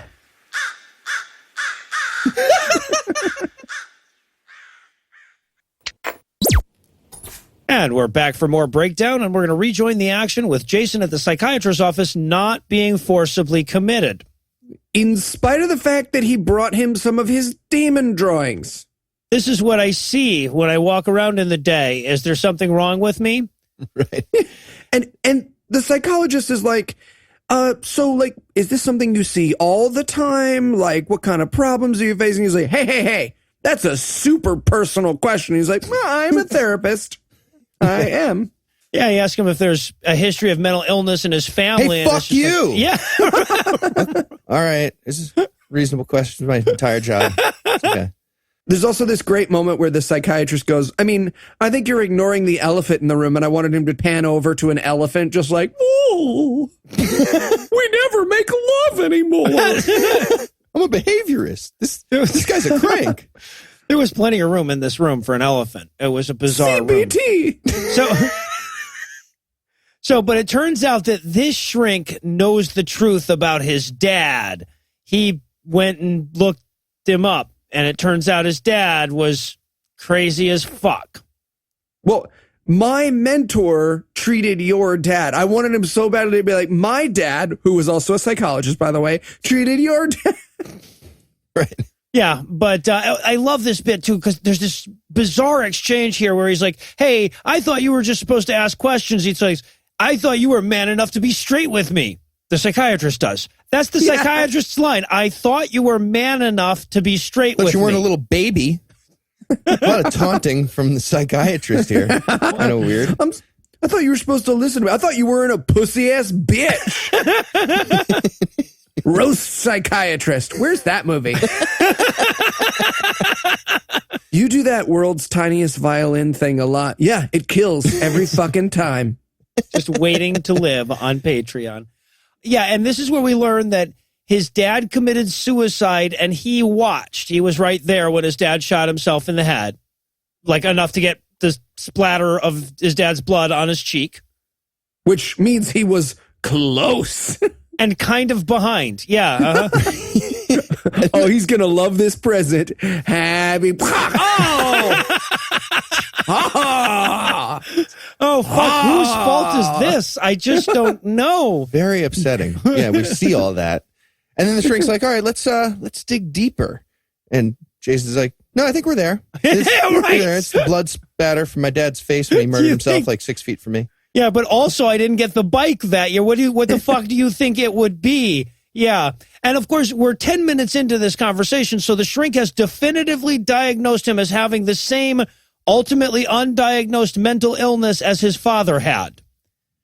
And this is also where he reveals that his dad was a crime psychic. Crime psychic. Just throws that with no warning whatsoever. Oh, also, your dad was a crime-fighting psychic superhero. The best. And it's a real twist because his whole thing in the movie is like, you're obviously in need of some mental health care. And then he just totally shifts and he's like, you're a psychic. You need to give into this. When you first start to swim, you swallow a little water. And I want to say, as someone who learned to swim, I did not learn in like a try or fail situation. There was someone there helping me. That's not what they mean by immersion. It's not try drowning and then you'll be used to it next time. Yeah. Nope. No. Yeah. So, but the psychiatrist really thinks he needs to hone his magic powers. And I love his line too, as he's like storming out. He goes, what, did you go to Uri Geller University? I'm like, all right, that was good. And there you go. Followed by, this isn't Scooby-Doo. Not sure how it was related. No. But I want the shrink to be like, oh, really? And just like pull off a mask and he's like Satan or whatever. It would have been Old Man Scooby-Doo Jenkins. if it hadn't been for you. Yeah, right. So he heads home, and his wife, while he was at the psychiatrist's office, found his dead dad news folder. that he keeps like spring-loaded between two pillows. What does he expect is going to happen when they need guest pillows? You know they're going to use that. Also, she's like reasonably upset about this, and he's being like, ugh, I knew you were going to be a total bitch about this. This is why I didn't tell you. This is why I kept it from you, because you were going to be such a fucking downer about it. Yeah, my dad suffered from debilitating mental illness and ended his life in front of me. I lied to you about it. Nah, nah, nah. You leave the seat down all the time when I have to be. You happy now? Well, feel like you want me to say yes? I don't understand this exchange we're having. I don't understand either of them because, like, I feel like if my wife found out that, like, my dad killed himself and splattered his blood on me and when I was a little kid or whatever, she'd be crazy sympathetic. But this guy's wife is like, oh my God, you totally have shoot myself in front of my kid syndrome and you weren't going to tell me? Dick. You know that's genetic, right? Why do we even get tested by our rabbis to see if we both had dad get shot in his head syndrome? That's a disease that only my people get, where your skull caves in like a snow fort. It feels racist what's happening. Yeah. They're treating suicide like Tay-Sachs. It is a thing that happens just to my race. So, but he doesn't need her help, damn it. So he has to leave and they have the big fight. So he goes to his buddy's house and she calls Dee to come magic with her. Right. And he sort of knocks on the door of his buddy's house and he's like, hey, man, I'm in the doghouse for having a schizophrenic dad. And he's like, I've been there, brother. Get in here. Beer's in the fridge. Yeah, and then, of course, Dee is assuring the wife that you can still save him with better, more magical magic. Her husband's blood is made of suicide. Do you have any spells for that? And she does. She does have a spell. I do. I do have a spell for that. It's in the book. It feels like you didn't read the book. I skimmed it. I'm in a book club, and so that's kind of my. Oh yeah, no. I mean, you could have told me. You didn't have to pretend you had read the book. It's fine. You're doing 1984, aren't you? So Jason. We are. So we cut to Jason chatting with his buddy on the porch, and I love too that they're treating this like one of those things that comes up in every relationship, Oh, when your wife finds out that your dad shot himself and splattered his blood on you as a child, you just need to give her some time. Yeah, give her some time, man. You jerking off on the toilet yet? And he comes home and there's a sign on the bedroom door that says "Jerk off on the toilet, bitch." Use the squatty potty. It's a better angle. No, actually, she wrote "couch" on a piece of paper and taped it to the door. No, I mean couch. Both. So he's going to be jacking off on the couch tonight. With the seat up. The cushion's moved. Yeah, but this is all like to lead us into another dad flashback where dad reveals that he's getting insane demon sickness. And this scene, I know it's not supposed to be funny, but it is literally hilarious. I cried with laughter at this scene. He's like, hey, Dad, what are you doing? And he's like, sorry, 1 second. Get the fuck out of here. You're Roger Rabbit. You are, son. I love you. Someday you're going to have a better dad, a stronger dad, a dad who can speak to fire. What the fuck was that? His plan, he's talking like he's going to set up the kid with a new father, like ahead of the suicide. Like that's his just like a montage of cuck porn. He's auditioning new lovers for the wife. Then a montage of like, she likes butt stuff. She wants a finger in her butt. Finger. But 2. I wanted like a blind date with the new dad. Just like, you must be Kyle. Yeah, no, it's me. Wow. So awkward. How do you know my dad? Oh, he's going to shoot himself. Yeah. Yeah, he bought the gun from me. Oh, cool. Cool. Then a montage of that test. Dad just like handing a gun to random dudes. Find the last one doesn't shoot himself. I think we found our guy. You're going to work out just fine. Big mistake. So now, and then the dad tells him, he's like, go away. I need to be alone to jack off in these fruity pebbles or whatever. The kid's like an inch away from the room and the dad starts screaming at demons again. But before he leaves, he's like, oh, real quick, don't let me let you forget. Meet your father at the tree. Blood finalizes everything. All right, I'll talk to you later. Yeah. I'm going to go eat my own cum like Sword and Scale. Well, and okay, so this is like supposed to be a big like mystery that his dad left him when he died, and it's going to be revealed at the end of the movie. But it doesn't make any more sense at the end of the movie than it did at the beginning. It doesn't like help him in any way.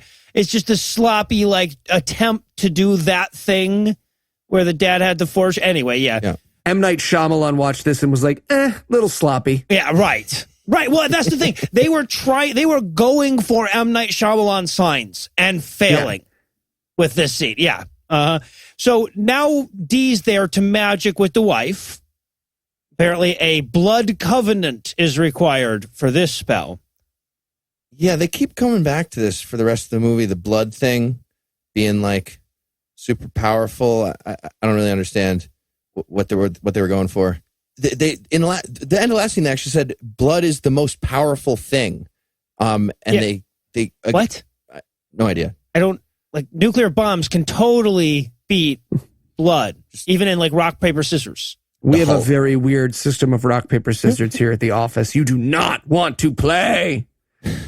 Black guy, something. It's a joke we did. I don't remember it. It's not a magic spell. I didn't just cast a magic. There's not. If I say it again, what are you a black guy talking won't about? appear behind me. That's such a weird thing for you to say. We have a backlog. It's all on there. It's all recorded. Yeah, I Someone think got it. I think that story got cut. And rock, I paper, don't- scissors. No. Oh, what you're talking about, Super Eli? racist. Awkward for you. So the witch is doing a blood thing. They're doing a blood thing. The witch is. So yeah, and she like opens a box and she's like, "Here, I brought a knife for you to cut your own hand with and smear blood in this book." And she goes, "Oh, good. I didn't want to have to use one of mine." Did you bring a knife? No, I didn't. Oh, crazy. Because it's the Evite very clearly had the BYO One thing. athame on it. Yeah. Yeah, all right. Also, she says, like, what are these words? And she goes, it's Latin. Don't worry about it. But no one associated with this movie could conjure up some Latin. So she's just like, famina. Num, num. Meow mix, meow mix, meow mix, meow. Okay, we know what those words mean. Right. Sorry, you'll just blur it out. But the general lesson here of the scene and this movie is magic blood rituals are stupid with Latin in them, but Christianity's good. Right. That's what we're learning. I feel like I'm saying I'm drinking a person's blood. No, it's fine. It's fine. It's Latin. It's okay. Yeah. And so she does ominous magic spell, the ominous magic spell music. And now it's time for Fear to chat with Wormwood some more. And he's pissed because he hasn't had a chance to meet Commander yet. So he's now questioning Wormwood's authority. Demon fight. Yeah, exactly. Wormwood blue punches him and then smoke swords him. And yeah, they have a demon fight. And this is, of course, where divination is revealed to be Divination. Divination. You kind of did it, and I kind of get it. Yeah, okay.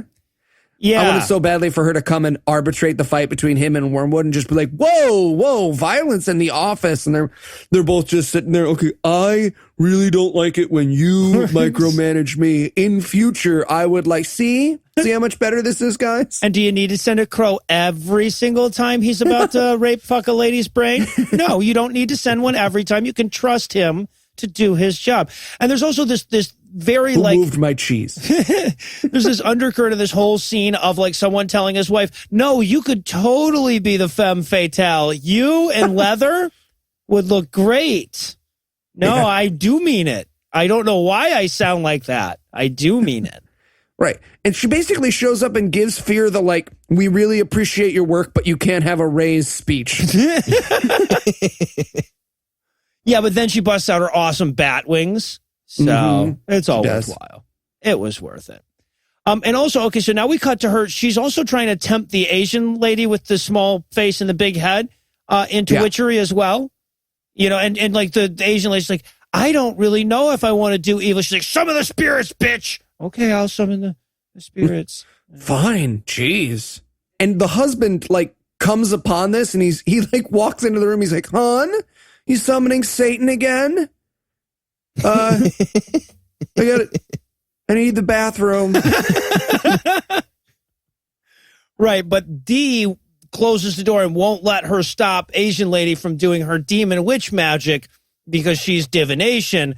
So she uses witch magic to debilitate him and turn him all veiny. Right. But I want to point out here, when she stops him and she's like, you can't go in there. Now, she's a demon, but he goes to punch her in the face and she grabs him and chokes him to prove she's super strong. But like his first reaction to a woman being like, don't go in that room was like, I'll fucking slam you in the jaw. Totally was. I wanted her to be like, whoa, you did not know I was a demon. And he's like, no, I'm a Christian. Just hit ladies. I have 18 kids. What did you think? Oh, What, you think it's a really equal relationship where one of us front poops a baby every 18 months? Yeah. Yeah, lots of families with a bunch of kids get along super duper well post 1946. Also, by the way, can the angels not see this all? This is the neighbor, right? Can the angels not see this from 1 yard over? They're just sitting right there. All the evil spells happening. Crazy lame demons. Just like Daniel sitting there, like, Gabriel's always late for a shift. I'm not covering him. This always happens. This is the last time. Gabriel doesn't ever do his fucking side work. I'm not doing his neighbor work. 50 roll-ups? 50 roll-ups. He just left me. And then, we get Jason showing up at the hospital because apparently Ty, after divination touched him in the forehead, got crazy and ran out in the street and got hit by a car. And this is where Ty tells him, no, your hallucinations are real. Trust me, I'm mentally ill and just ran in front of traffic. Obviously, I'm trustworthy. Go meet your dad at a tree. Yeah, he tosses that on as well. And then we cut to Fear chatting with Divination, and I swear to you, the line originally read in the script, "My queen, what happens in the next scene, you think?" And they just barely changed it. And it's like that, which, by the way, she is sitting in midair floating, and he's having that, like, what do you think, like, the point of existence is? She's like, ugh, don't do this. I know you shouldn't have smoked before we got here. Are you mad at me? No, I'm not mad at you. God. No, I just had a meeting with the Bobs. What would you say we do here? Yeah, there was definitely what is this movie about, you think? Kind of undercurrent of the whole thing. And how long was she just like floating there in lotus pose in their driveway, do you think? Just like neighbors walking past. Hi. Oh, hello. I'm just floating. I'm just going to install the cable in a second. And I'm done. Yeah, right. Yeah, people can see her. We've seen it happen. So now Jason is going to have bad nightmares tonight because, Fear is feeling a little bitchy because he didn't get to give him nightmares the other night. So he has his terrible nightmares, and then the wife calls Dee for more magic advice. The wife, by the way, her name is Jessica. This is approximately where in the movie we learned that. Yes, indeed. So, right. And Dee's advice is you have to do the last chapter, the super duper magic chapter.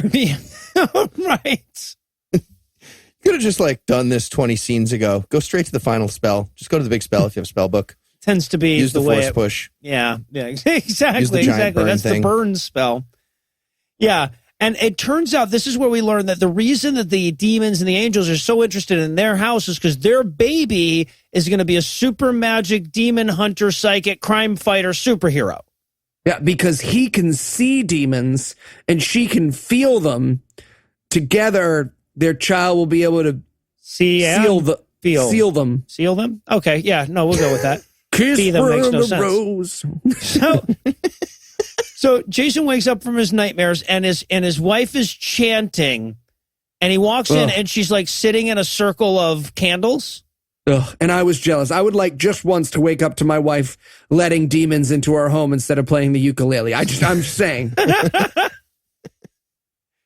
So yeah, and then evil smoke rises up out of her, and suddenly he's in the shrink's office because the shrink magically teleported him there. Yeah. Keep up. The movie just might as well yelled that at you. Yeah. And this is where the psychiatrist explains that no, it's all magic. He's not mentally ill, but Fear has been in control this whole time. And if he can defeat Fear, he will have magical Neo powers. And then he pulls off his Mission Impossible mask, and he is Joshua the Angel. It is Scooby-Doo. This is the exact guy to whom he earlier said, this isn't Scooby-Doo. It is Scooby-Doo. Yeah. Except for the opposite, because it turns out not to be something that a skeptic would have. Yeah, right. Yeah.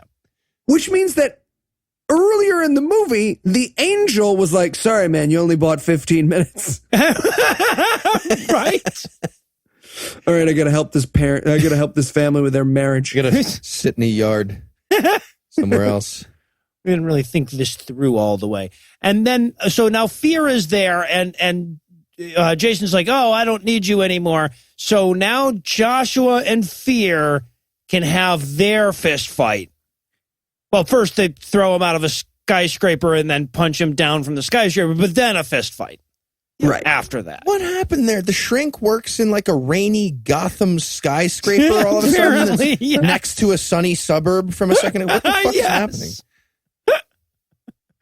So they fly out the window and then they end up fighting in this like area that's still under construction. And, Joshua's about to stab Fear and he goes, "Oh, I bet you're too pussy of a angel to fight me without that sword, huh?" And he's like, I'm not a pussy. I'm not a pussy. I'll fist fight you right now. And he's like, all right, let's fill our hands with baby powder first. What the fuck was up with that decision? Every time there's a punch or a block, powder just flies off everybody's hands and feet. I think it's because they're made of library books. I see. I wanted Nicolas Cage to come over and look in them for the Constitution or something. And also, okay, the fight choreography here. Now, honestly, if you compare this to David A.R. White, it's pretty fucking good. But you could basically hear someone off screen going, and 1 and 2 and knees and kick block 2, 3, kick block 2, 3. Okay, guys, you're doing great. I wrote, this is how Heath and I fight over the mic closest to the bathroom. It's important sometimes, depending on what we eat. We should It's always important. We should talk to Toby again. One of us lives entirely on a diet of fiber. I eat butter and honey sandwiches, so sometimes I'm just saying. Also, this is where we get the plaster in the eyes thing that was downright Three Stooges. He might as well have gone for the Three Stooges eye poke at this point. It's like Neo fighting Agent Smith in a like vaudeville talkie from like 100 years ago. It's so weird. But eventually Joshua gets the best out of him and pushes him through his sword. And I want him to look up and go, "I told you couldn't do it without the sword." Bitch. Cheating. Buster Keaton drives by on a bicycle, hits him with a 2x4 somehow. Yeah, would have been fun. A penny farthing, please. And there's this great moment that we're looking right at Joshua's face while his mouth does not move at all, and he says, "Go to hell," when he does the final stab. And then stabs the guy in the face. Yeah. I'm assuming he was just like wheezing at that point from all the baby powder he inhaled for the entire scene. Then go see an asbestos specialist after this scene. I love it. But so they hurry back to the house, and Daniel goes to run in, and Joshua tells him he can't go in yet, but he just won't listen because he's rogue and rookie. And he's superhero lands inside the house. Yeah. But Divination is there and melts his sword with her magic. Right. And then she like slams him on the ground very comedically. And you're just like thump, thump, thump. All right, you're dead now. Well, and then she Nintendo kills him, right? And I've seen Nintendo kills like a circle of death like moves out away from her, but in like 8-bit graphics and knocks him away. And he fails to duck. Yeah, right. Exactly. He needed to jump. He needed to double jump over that one. I wanted it to pan out to someone at a controller. I totally did. It's broken. It's fucking broken. I want controller 2 next time. And now Jason shows up at home after the psychiatrist thing, which he was teleported to. I can't imagine why they didn't just teleport him back. He had to drive. Apparently his car wasn't there. Anyway, but so he comes back in the house and now he can see all the demons because he has his Neo powers unlocked. And he catches his wife being spirit guided by D. Also, by the way, Josh, the other like super powerful angel, he's just sitting in the yard at this point, doing nothing. It's a union regulation, and he's just pissed. He can't go in yet. He told Daniel. But he comes to his wife and he's like, "Honey, now I understand. I'm supposed to have schizophrenia. I have good schizophrenia. I have magic schizophrenia."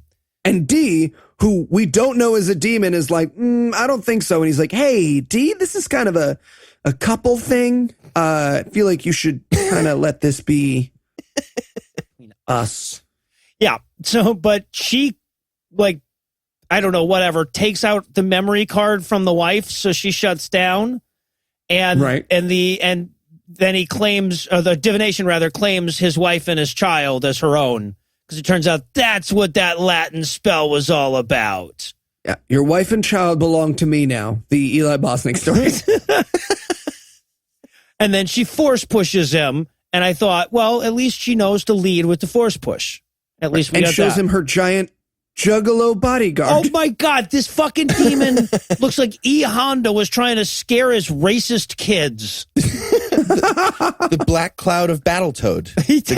That's him. Shoulder checked into the wall or whatever, yeah.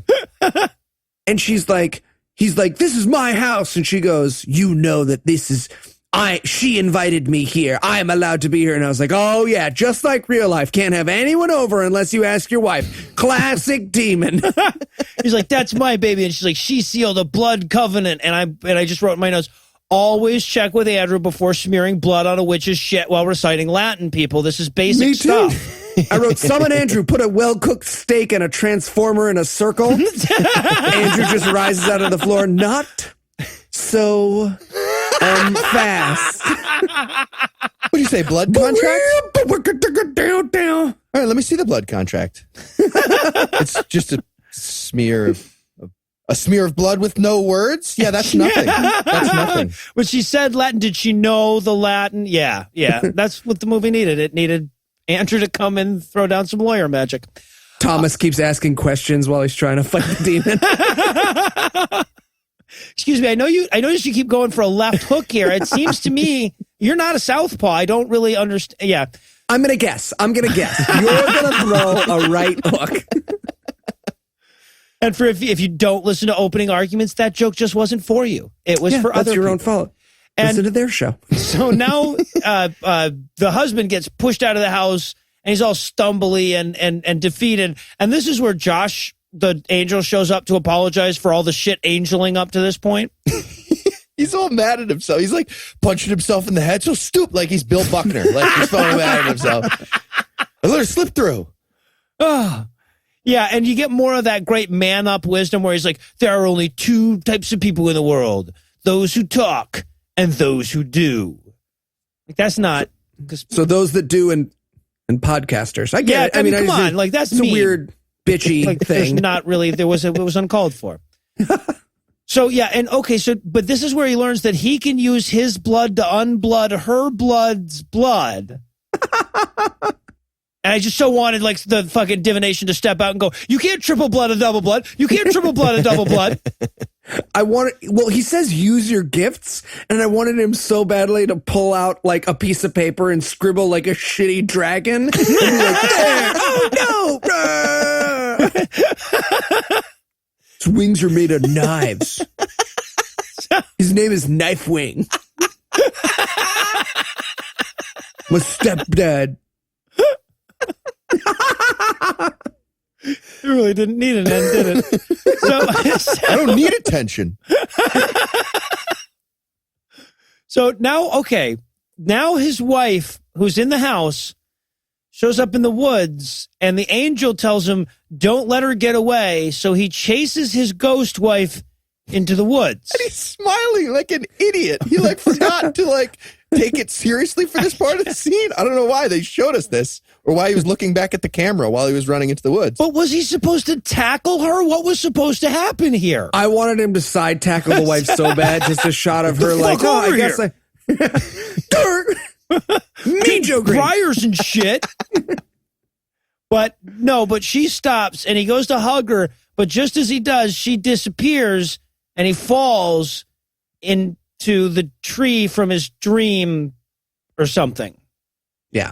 I don't fucking Wasn't he know. supposed to meet the dad there too? Wasn't that part of the prophecy? That or something? Sort of happens at the end, sort of, but not really. I wanted like the stepdad to pop up there, the like replacement dad. Just like, I bought you a go-kart. Okay, no, I don't really have time doing a thing with you the want to demon. go to Disney World? Vroom, We can go to wee! Disney World. You ever been to Disney World?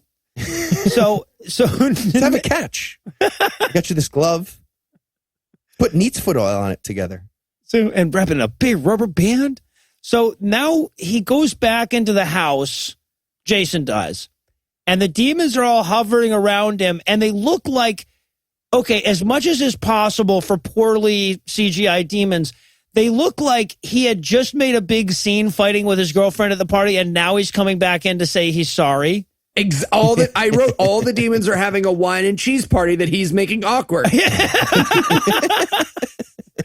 That is as close as possible to the look on their face. Yeah. I should really get going to the I should go. to elsewhere. Right. And he walks back into the house like in a snit for whatever reason. and then has the exact same conversation. He's like, okay, seriously this time? I really think the Satan book is bad. You remember when you wouldn't give it to me earlier? I think we should talk about this exactly the same way again. Yeah. Yeah. But this time, as he's sitting there talking to his wife, a demon runs up to spear him in the back, but his Jesus blood magic protects him, and the demon gets thrown away. And this is also where he wipes the scar off of his wife's hand that she made the magic blood spell with. Right. Because his blood is powerful. Remember? Blood finalizes everything. That makes sense now, right? Blood. Yeah. I wanted her to like ask about that. Be like, okay, blood. How does that relate? Don't get Remember when that. I had blood on my hand in the last? I saw the tree. It was. This blood or something. We figured this would all make sense to you now. We've seen in movies sometimes where they say something's going to happen and then it happens later and you're like, whoa, and we thought that was going to happen, but apparently there's some element to it we didn't do. So fuck all of you guys. So, and then this is where like divination gets all pissed off because, you know, the blood thing. So she decides to perform a abortion. Yeah. Magical hand abortion. Magical hand abortion. All right. That's in the Bible. Just Zandy standing next to her. It's fine. You're doing a great job. Don't listen to them. Don't listen to them. They don't know you. They don't know your choices. So, and then this, okay.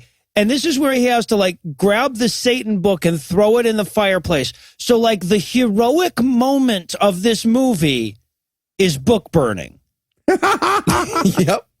And it cancels the abortion when the book burns. Apparently, yes. This is it's actually the end of that David Daleiden video, right? Your plan for Parenthood just got defunded. A DVD of them selling body parts falls out of the ceiling. I knew it. I am not going to be convicted of 15 felonies. You won't be convicted of all 15. So, and now divination is powerless against the wife. And Joshua, the angel, shows up to fuck her world up with his Nintendo magic. Do I want to watch a black guy fight a spiritualist in her late 30s? Yes, I do. Was this guy black? He was black like Key from Key and Yeah, Peele. he's Keegan-Michael Key. He's The Rock. He looked Jessica Alba. He was kind of like The Rock fuck Jason Statham to me. Yeah. Yeah. He's a good-looking guy. Let's dwell on that for a second. Yeah, absolutely.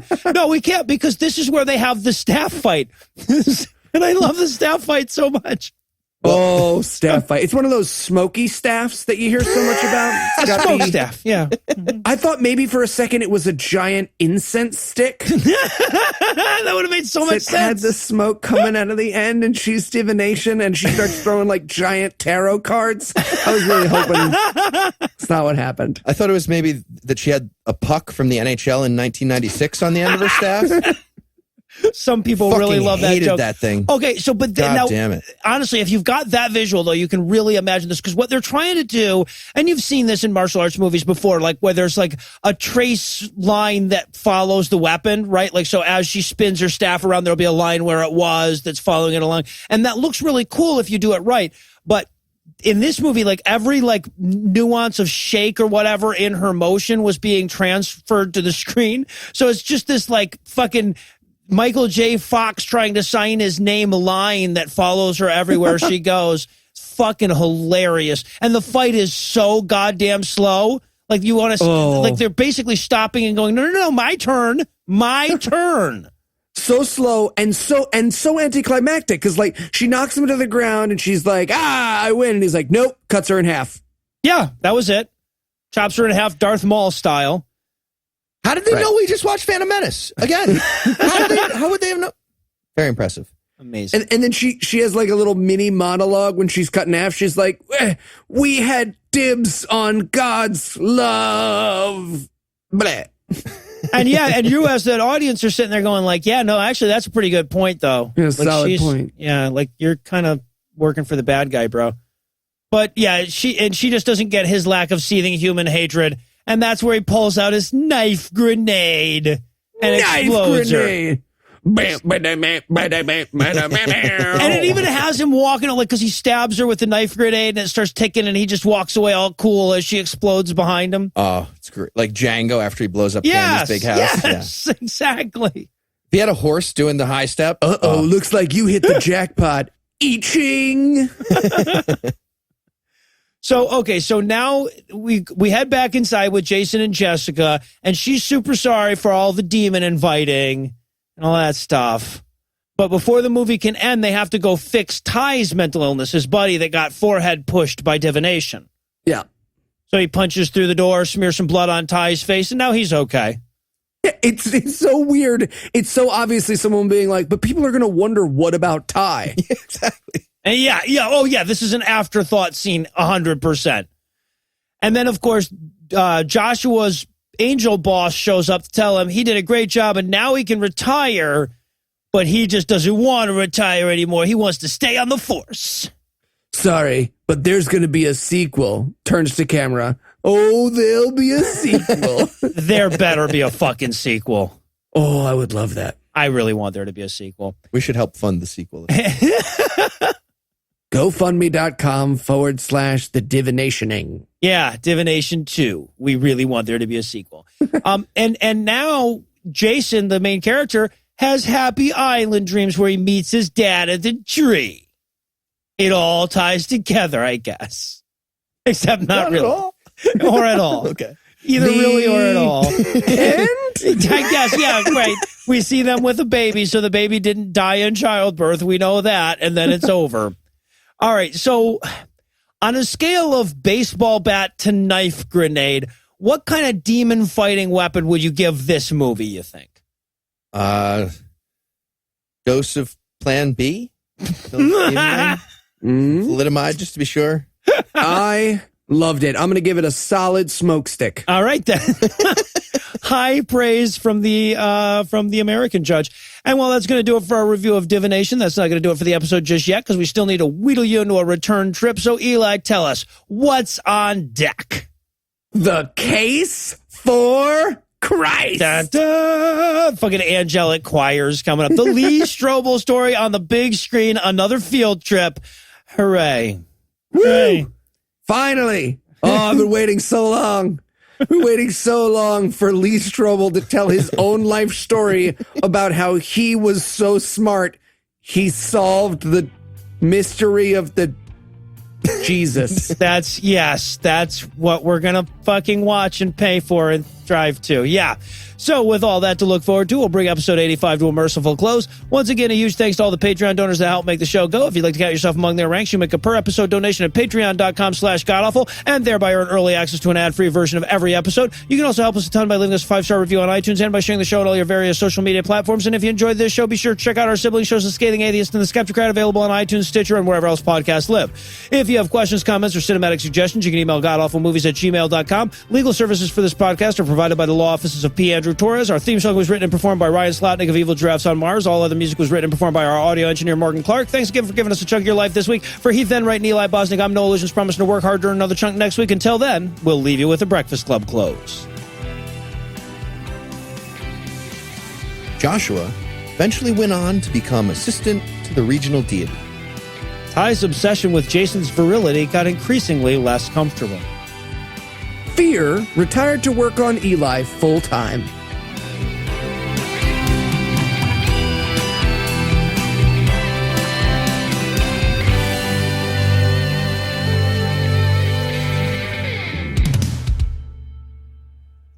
So in 1994, they lit a hockey puck on fire? What happened? Kind of like that. They might as well have lit the fire. If they lit the fucking hockey puck on fire, it would have been cooler, honestly.